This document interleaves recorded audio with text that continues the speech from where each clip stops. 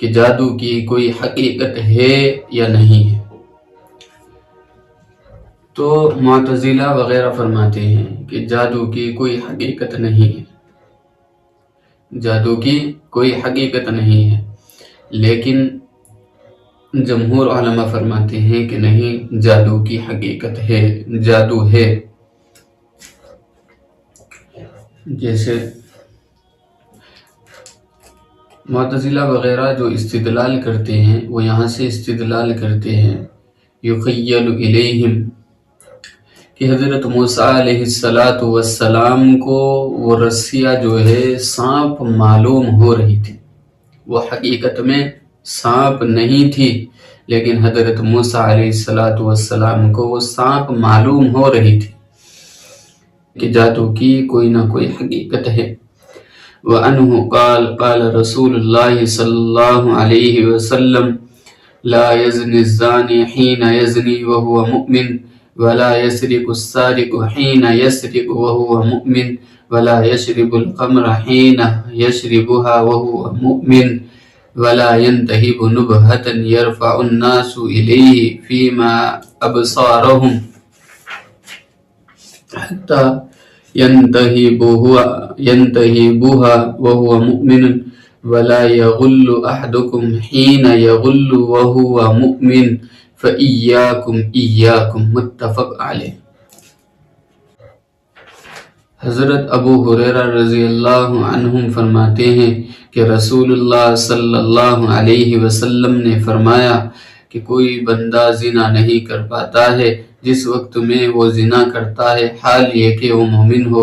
کوئی بندہ چوری نہیں کر پاتا ہے جس وقت میں وہ چوری کرتا ہے حال یہ ہے کہ وہ مومن ہو، کوئی بندہ شراب نہیں پی پاتا ہے جس وقت میں وہ شراب پیتا ہے حال یہ کہ وہ مومن ہو، اور کوئی بندہ ڈاکہ زنی نہیں کر پاتا ہے کہ لوگوں کی آنکھیں اس کی طرف کو اٹھتی ہو حال یہ ہے کہ وہ مومن ہو، اور کوئی شخص دھوکہ دڑی نہیں کر پاتا ہے جس وقت میں وہ دھوکہ دڑی کرتا ہے حال یہ کہ وہ مومن ہو۔ فَإِيَّاكُمْ مِنْ هَذِهِ الْأَشْيَاءِ الْمَذْكُورَةِ، یعنی ان بری چیزوں سے بچو۔ تو یہاں پر لا یزنی الزانی حین یزنی وہو مؤمن، کہ کوئی بندہ زنا نہیں کرتا ہے جس وقت میں وہ زنا کرتا ہے اور وہ مومن ہوتا ہے۔ تو بھئی ہم دیکھتے ہیں کہ مومن بھی زنا کر لیتے ہیں، کافر بھی زنا کر لیتے ہیں، مسلم غیر مسلم دونوں برابر ہیں۔ جس طریقے سے چوری مسلم کر لیتے ہیں غیر مسلم بھی کرتے ہیں، دونوں ہی آپس میں ایک دوسرے کے دست و بازو ہیں ایک دوسرے کے۔ اور یہاں پر فرمایا ہے کہ وہ جو ہے چوری نہیں کر پاتا ہے حال یہ ہے کہ وہ مومن ہو۔ یہ واو جو ہے یہ حالیہ ہے، تو وہ تو یہ سب کام کرتا ہے، مومن بھی ہوتا ہے اور یہ سب کام بھی کرتا ہے، تو وہ کیسے کرتا ہے؟ پھر یہاں پر نفی ہو گئی ہے، تو نفی یہ بتلا رہی ہے کہ مومن جو ہوگا وہ کبھی بھی چوری نہیں کرے گا، مومن جو ہوگا وہ جو ہے زنا نہیں کرے گا، مومن جو ہوگا کبھی شراب نہیں پیے گا۔ تو یہاں پر ایمان کی نفی ہے۔ جب نفی قید پر داخل ہوتی ہے تو وہاں پر جو ہے اس قید کی نفی ہوتی ہے۔ جیسے کہ میں ٹھنڈی چائے نہیں پیوں گا، اگر کوئی شخص یہ کہتا ہے کہ میں ٹھنڈی چائے نہیں پیوں گا، تو اس سے مراد یہ نہیں ہے کہ یہ شخص جو ہے چائے نہیں پیے گا، بلکہ اس کی مراد یہ ہے یہ شخص یہ بات کہہ رہا ہے کہ میں ٹھنڈی چائے نہیں پیوں گا۔ لیکن بھائی یہاں پر ایک چیز سمجھ لو، یہ جو قاعدہ علامہ عبدالقاہر جرجانی رحمۃ اللہ علیہ نے بیان کیا ہے، یہ قاعدہ جو ہے 100% ہر چیز پر منطبق آئے ایسا نہیں ہے۔ وَلَا تَشْتَرُوا بِآيَاتِ اللَّهِ ثَمَنًا قَلِيلًا،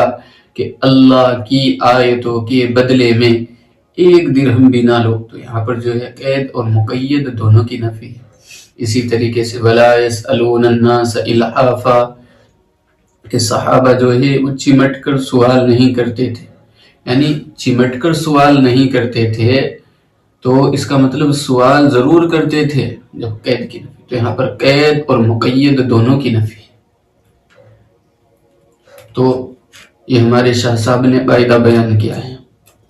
کہ بھئی یہ قاعدہ جو ہے اچھا قاعدہ ہے، لیکن ہر جگہ پر یہ فٹ آئے، ہر جگہ پر یہ منطبق آ جائے، ایسا ہرگز نہیں ہے۔ تو اس کے جو ہے مختلف جوابات دیے گئے ہیں۔ ایک یہ ہے کہ جو اس کو حلال سمجھے، مثلا چوری کرنے کو، زنا کرنے کو یا شراب پینے کو حلال سمجھے، پھر وہ ان کاموں کو کرے، تو وہ شخص جو ہے مومن نہیں رہتا ہے،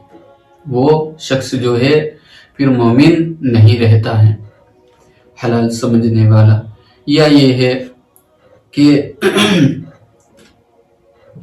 جو آدمی ان کاموں کو کرتا ہے وہ اللہ تعالیٰ کے عذاب سے امن میں نہیں رہتا ہے،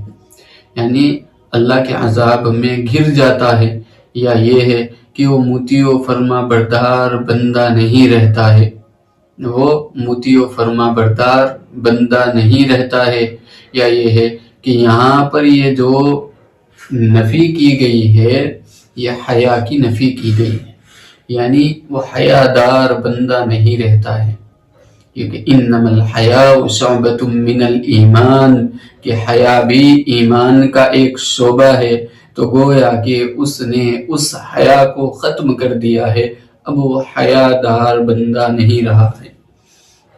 یا اس سے یہ مراد ہے کہ وہ کامل مومن نہیں رہتا ہے۔ کیا کامل مومن نہیں رہتا ہے؟ اور یا اس سے مراد جو ہے یہ ہے کہ جو شخص ان چیزوں سے نہیں بچتا ہے، ایک وقت ایسا آئے گا کہ یہ چیزیں اس کو جہنم میں لے کر چلی جائے گی، اس کے ایمان کو ختم کر دے گی، اور وہ جو ہے ان کاموں کو کرتا رہے گا یہاں تک کہ ایمان اس کے سینے سے نکل جائے گا، اور جب ایمان اس کے سینے سے نکل جائے گا گویا کہ وہ پھر جو ہے کافر ہو جائے گا۔ جب وہ اس دنیا سے جائے گا تو کفر کی حالت میں جائے گا۔ یا یہ ہے کہ نہیں کے معنی میں ہے، یعنی جو بندہ مومن ہو اس کو زنا نہیں کرنا چاہیے، اس کو زنا کرنا نہیں چاہیے۔ یہ اس کے سارے جوابات جو ہے یہ دیتے۔ اب پھر یہاں پر ایک چیز سمجھو کہ یہاں پر معتزلہ کہتے ہیں کہ بھئی یہ ہمارا مستدل ہے کہ جب بندہ چوری کرتا ہے یا شراب پیتا ہے تو مومن نہیں رہتا ہے۔ تو اس کا جواب یہ ہے کہ وقتی طور پر ایمان نکلتا ہے، اور آپ کا جو استدلال ہے وہ یہ ہے کہ جو مرتکب کبیرہ ہوتا ہے، یعنی جو گناہ کبیرہ کا مرتکب ہوتا ہے، اس کے دل سے ایمان ہمیشہ کے لیے نکل جاتا ہے، اور وہ جو ہے جہنم کا ایندھن بن جاتا ہے، جہنم کے کوئلے بن جاتا ہے۔ تو یہ تو آپ کا بھی مستدل نہیں بن رہی ہے، یہاں پر تو وقتی طور سے ایمان نکلنے کا بیان ہے، یہاں تو وقتی طور پر ایمان نکلنے کا بیان ہے، نہ کہ مستقل طور پر۔ تو بھئی چوری جو ہے بہت بری چیز ہے۔ نبی کریم صلی اللہ علیہ وسلم نے باقاعدہ بیعت لی ہے اس چیز پر، بایعونی اللہ تشرک باللہ شیئا ولا تسرقوا ولا تزنوا۔ اور اسی طریقے سے قرآن کریم میں بھی اللہ تعالیٰ نے حکم دیا ہے کہ چوری نہ کرو، اس چیز پر بیعت لو، اور شراب نہ پیو۔ شراب جو ہے بڑی گندی چیز ہے۔ شراب کہتے ہیں ما خامر العقل، جو کہ عقل کو ڈھانپ لے۔ جب انسان شراب پی لیتا ہے تو اس کی عقل چھپ جاتی ہے، نشہ اس پر غالب آ جاتا ہے، اور پھر نہ اس کو ماں کی تمیز رہتی ہے، نہ بہن کی تمیز رہتی ہے، نہ بیوی کا پتہ ہوتا ہے، نہ بچوں کا پتہ ہوتا ہے۔ وہ جو ہے بالکل پاگل ہو جاتا ہے، اپنی مستی میں مست ہو جاتا ہے۔ تو اس کے بھی وہی جواب ہوں گے، وَلَا يَنْتَهِبُ نُبْهَةً يَرْفَعُ النَّاسُ إِلَيْهِ فِيهَا أَبْصَارَهُمْ، یعنی لوگوں کی سامان چھین لینا یہ بہت بری چیز ہے، یہ بہت بری چیز ہے، اور لوگوں کی نظریں اس کی طرف اٹھتی ہیں، یہ کہ دیکھو ہمارا سامان لے کر جا رہا ہے، یہ ہمارا سامان لے کر جا رہا ہے۔ تو مومن ایسے کام نہیں کرتا ہے۔ پھر غلول، دھوکہ دڑی، یہ بھی مومن کی شان نہیں ہے کہ وہ دھوکہ دڑی کرے۔ متفق علیہ، حدیث جو ہے متفق علیہ۔ وفی روایت ابن عباس ولا یقتل حین یقتل وهو مؤمن، کہ وہ قتل نہیں کرتا ہے جس وقت میں وہ قتل کرتا ہے حال یہ کہ وہ مومن ہو۔ اکرمہ فرماتے ہیں قلت لابن عباس، کہ میں نے ابن عباس سے فرمایا کیف ينزع الایمان من، کہ ایمان کیسے نکل جاتا ہے؟ قال هكذا وسبك بين اصابعه ثم اخرجها فان تاب عاد اليه هكذا وسبك بين اصابعه وقال ابو عبد الله لا يكون هذا مؤمنا تاما ولا يكون له نور الايمان، هذا لفظ البخاری۔ تو بھئی ایک جواب یہ رہ گیا تھا کہ اس کے لیے نور کا ایمان نہیں رہتا ہے۔ تو ایمان نکلنے کی کیفیت بیان کی ہے کہ ایمان اس کے سینے سے کیسے نکل جاتا ہے۔ تو حضرت ابن عباس رضی اللہ عنہم نے جو ہے دونوں ہاتھوں کو ایسے جوڑا کہ ایمان جو ہے وہ بندے کے ساتھ ایسے جڑا ہوا رہتا ہے، لیکن جس وقت میں زنا کرتا ہے، شراب پیتا ہے یا کوئی دوسرے ایسے کام کرتا ہے تو ایسے نکل جاتا ہے۔ حتی تاب، یہاں تک کہ وہ توبہ کر لے، جب توبہ کر لیتا ہے تو پھر ایسے ہی آ جاتا ہے۔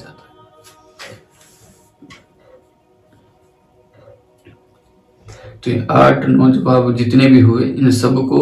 اچھی طریقے سے یاد کرو۔ وعن ابی ہریرہ رضی اللہ عنہ قال قال رسول اللہ صلی اللہ علیہ وسلم آیت المنافق ثلاث زاد مسلم وإن صام وصلى وزعم أنه مسلم ثم اتفق إذا حدث كذب وإذا وعد خلف وإذا تؤمن خان، متفق علیہ۔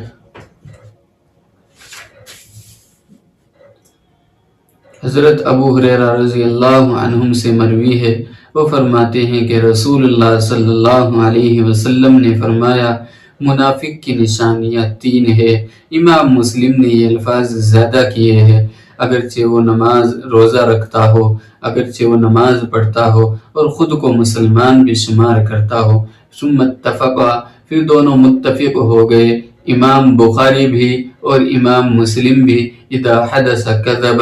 کہ جب بولے جھوٹ بولے، وَإِذَا وَعَدَ خَلَفَ،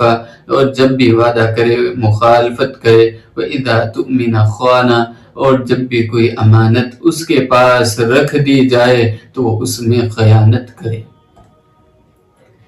تو بھئی اب آگے ایک حدیث آ رہی ہے، اس میں 40 کے لفظ قال 4 من کن فیہ کان منافقا خالصا، کہ جس کے اندر 4 خصلتیں پائی جائے وہ خالص منافق ہے۔ تو ان کی تخصیص کی وجہ کیا ہے کہ ان 3 کو خاص کیا ہے، اور وہ چوتھی جو مزید کی ہے وہ کیوں کی ہے؟ پہلے یہ چیز سمجھو کہ ان 3 کو خاص اس وجہ سے کیا ہے کہ ایک ہوتا ہے کہ کوئی چیز گناہ جو ہے زبان سے کیا جائے تو اذا حدث کذب، اور وعدہ مخالفت کی جائے وہ دل سے، اور خیانت کی جائے وہ مال سے، یعنی جان مال اور فعل قول سب کا ذکر ان میں آ گیا، اس وجہ سے ان کی تخصیص کی ہے۔ اور پھر یہاں پر فرمایا کہ بھئی یہاں پر 3 فرمایا اور اگلی حدیث میں جو ہے 4 فرمایا، تو ان کی دونوں حدیثوں کے درمیان میں تطبیق کیا ہوگی؟ فکیف التطبیق بینہما ای بین الحدیثین، کہ ان دونوں حدیثوں کے درمیان میں کیا تطبیق ہوگی؟ تو یہ تطبیق یہ ہوگی کہ عدد اقل سے عدد اکثر کی نفی نہیں ہوتی، یعنی اگر یہاں پر 3 بیان کیا ہے تو وہاں پر 4 بیان کیا ہے، تو عدد اکثر سے عدد اقل کی نفی نہیں ہوتی ہے۔ ایک تو یہ ہے، ایک یہ ہے کہ نبی کریم صلی اللہ علیہ وسلم کو پہلے وحی کے ذریعے 3 بتلائی، پھر جو ہے بعد میں چوتھی بتلا دی۔ ایک یہ ہے، اس کا ایک جواب یہ ہے کہ نبی کریم صلی اللہ علیہ وسلم نے ان لوگوں کو دیکھا تو ان کے اندر یہ کمی پائی گئی تھی، تو نبی کریم صلی اللہ علیہ وسلم نے اسی کو بیان کیا۔ یا اس کا چوتھا جواب یہ ہے، اگر آپ لوگوں کی سمجھ میں آ جائے یا آ رہا ہے، تو اس کا چوتھا جواب یہ ہے کہ یہ 3 جو ہے یہ خالص نفاق کی علامت ہے، اور وہ جو چوتھی بیان کی ہے وہاں پر، یہ اس کے اندر کمال پیدا کرنے کے لیے ہے، یہ اس کے اندر کمال پیدا کرنے کے لیے ہے۔ مثلا اس کو مثال سے سمجھ لو کہ میرے پاس ایک دودھ کا گلاس ہے، وہ میٹھا ہے، لیکن اس کو خوب میٹھا کرنے کے لیے 1 چمچ اور ڈال دی جائے، وہ میٹھا ہے پہلے سے ہی، لیکن 1 چمچ اور ڈال دی جائے، تو اسی طریقے سے نفاق تو ان تینوں چیزوں سے ہی پایا جائے گا، لیکن مزید اضافہ کرنے کے لیے، مزید اس کو کمال تک لے جانے کے لیے یہ چوتھی علامت ہے، یہ ہو گئی۔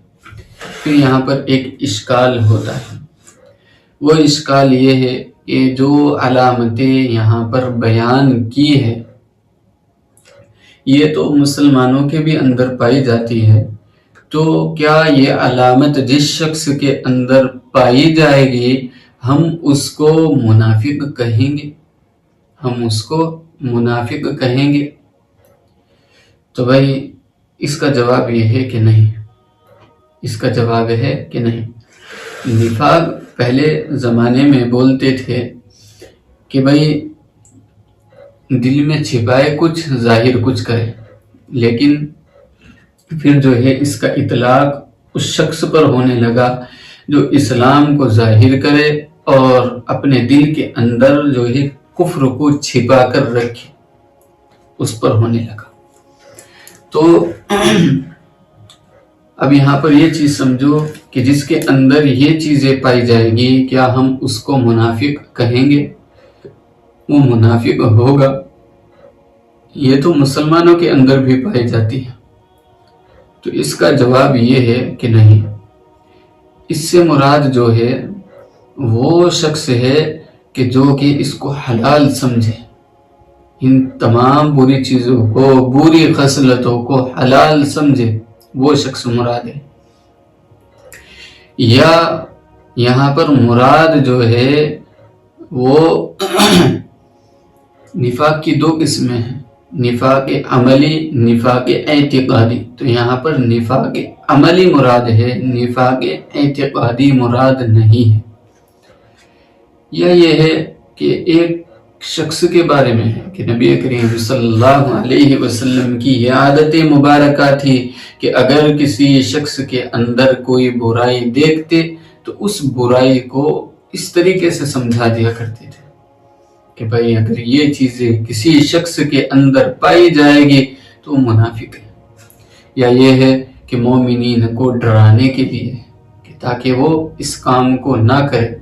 اس کام کو نہ کرے، اس کام سے رک جائے۔ یا یہ ہے کہ تحدید پر محمول ہے، یعنی لوگوں کو تحدید یعنی ڈرانے دھمکانے کے لیے ہے یہ چیز۔ یا یہ ہے کہ بھائی یہاں پر اذا کا لفظ لائے ہیں، علامہ انور شاہ کشمیری فرماتے ہیں کہ یہاں پر اذا کا لفظ لائے ہیں، اور اذا کا لفظ لا کر یہ بتلایا ہے کہ جس شخص کی یہ عادت بن جائے، جو ان تمام چیزوں پر دوام اختیار کرتا ہو، جب بھی بولتا ہو جھوٹ بولتا ہو، کیونکہ اذا حدث یہ مفعول ہے کذبا کا، یہ مفعول ہے کذبا کا، یعنی جو شخص جو ہے ان پر دوام اختیار کرے، یہ اس شخص کے بارے میں ہے۔ ایک اور علامہ انور شاہ کشمیری علیہ رحمہ کی توجیہ ہے، وہ یہ ہے کہ ایک ہوتی ہے علامت، ایک ہوتی ہے علت، تو العلت یفضی الی المعلول، کہ علت سے جو ہے معلول تک پہنچا جا سکتا ہے، اور وہ بالضرورہ یعنی بالضروری پہنچاتی ہے۔ السبب یفضی الی المسبب، کہ سبب سے مسبب تک پہنچ بھی سکتے ہیں اور نہیں بھی پہنچ سکتے، لیکن علامات جو ہوتی ہے وہ کسی چیز کے لیے نہیں ہوتی، بس وہ تو صرف ایک نشانی کے لیے ہوتی ہے۔ ایسا نہیں ہے کہ جس شخص کے اندر کوئی علامت پائی جائے وہ منافق ہی ہو جائے، وہ منافق ہی ہو جائے۔ یہ ملا علی قاری علیہ رحمہ نے بھی بیان فرمایا ہے، شاہ صاحب نے بھی یہ چیز بیان فرمائی ہے کہ بھئی ایسا نہیں ہے کہ کوئی چیز، کوئی علامت کسی شخص کے اندر پائی جائے وہ حقیقتاً میں ایسا ہی ہو، حقیقتاً میں ایسا ہی ہو۔ یہ ساری چیزیں ہو گئی۔ آیت المنافق ثلاث، بے سارے جواب دے دیے ہیں۔ زیادہ مسلم، امام مسلم نے ان الفاظوں کو زیادہ کیا، اگرچہ وہ نماز بھی پڑھتا ہو، روزے بھی رکھتا ہو، سب کام کرتا ہو، اور اذا حدث کذبا، جب بھی بولے جھوٹ بولے، اور جب بھی وعدہ خلافی، اور جب بھی کوئی وعدہ کرے تو وہ وعدہ خلافی کرے، اور جب اس کے پاس کوئی امانت رکھ دی جائے تو وہ اس میں خیانت کرے۔ اب یہاں پر ایک واقعہ سن، مقاتل فرماتے ہیں کہ جس وقت میں یہ چیز میرے سامنے آئی تو میں گھبرا گیا کہ میری معاشیت جو ہے وہ مجھ پر تنگ ہو گئی۔ تو پھر میں نے جو ہے ابن زبیر سے فرمایا کہ ابن زبیر، ان سے تو کوئی بھی شخص بچا ہوا نہیں ہے، ان سے تو کوئی بھی شخص بچا ہوا نہیں، تو ہنسے۔ تو پھر فرمانے لگے کہ میں بھی اسی طریقے سے پریشان ہو گیا تھا، میں نے ابن عمر اور حضرت ابن عباس سے پوچھا تو وہ بھی اسی طریقے سے ہنسے، اور وہ فرمانے لگے کہ ہم بھی اسی طریقے سے پریشان ہو گئے تھے، لیکن ہم نے نبی کریم صلی اللہ علیہ وسلم کے سامنے یہ بات عرض کی تو نبی کریم صلی اللہ علیہ وسلم بھی ہنسے۔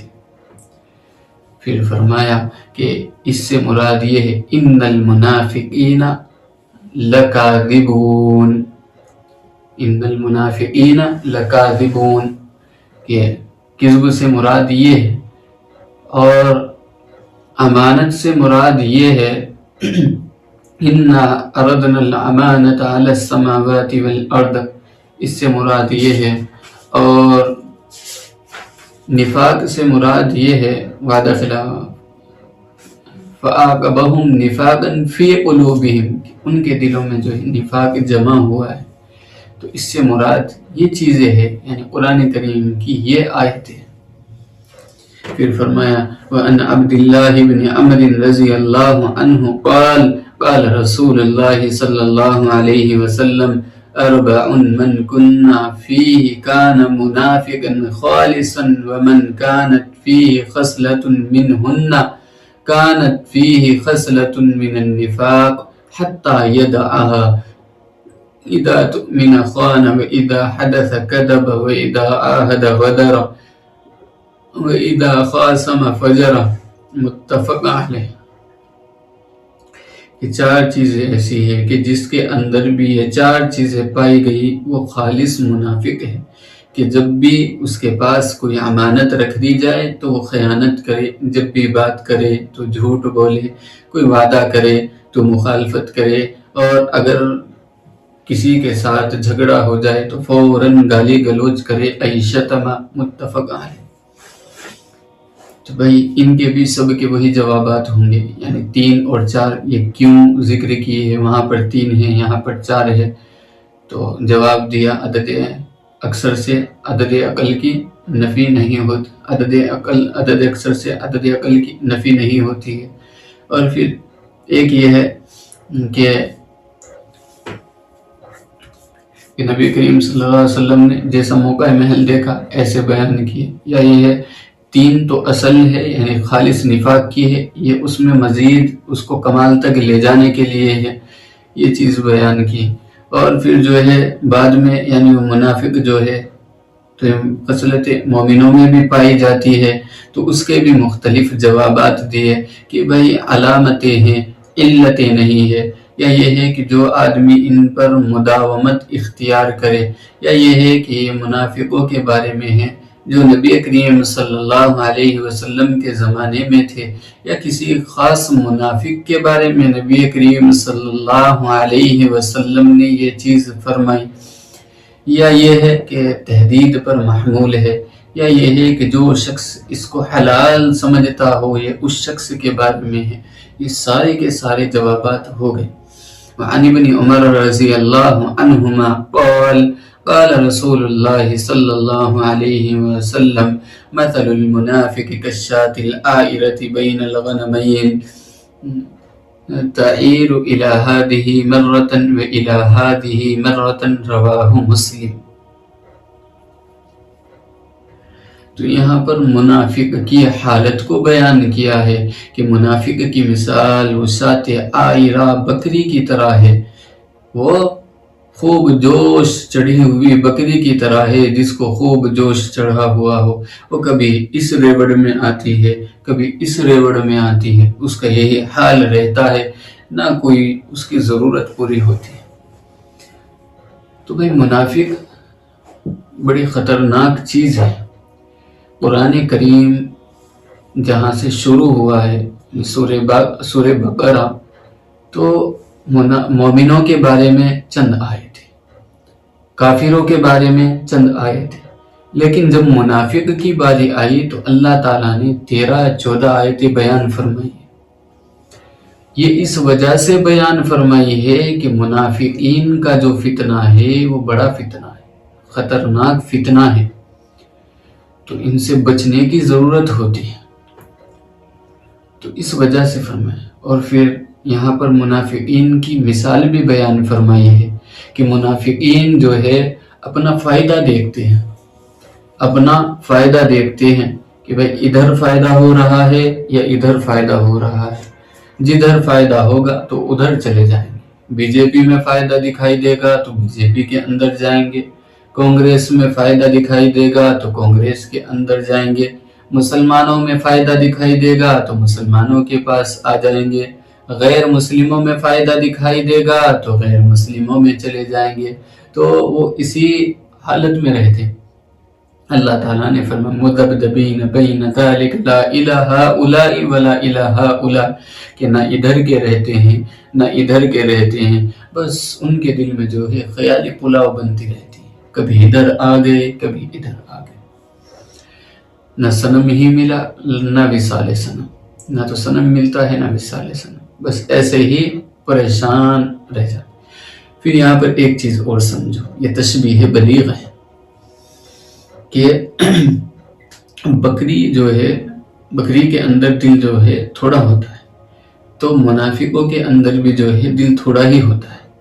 وہ جو ہے مفاد دیکھتے ہیں، وہ مفاد دیکھتے ہیں اور کوئی چیز نہیں دیکھتے۔ الفصل الثانی، یہاں سے جو ہے دوسری فصل چل گئی۔ اب فصل کا لفظ کہاں پر استعمال ہوتا ہے، یہ چیز جو ہے ہم نے شروع ہی میں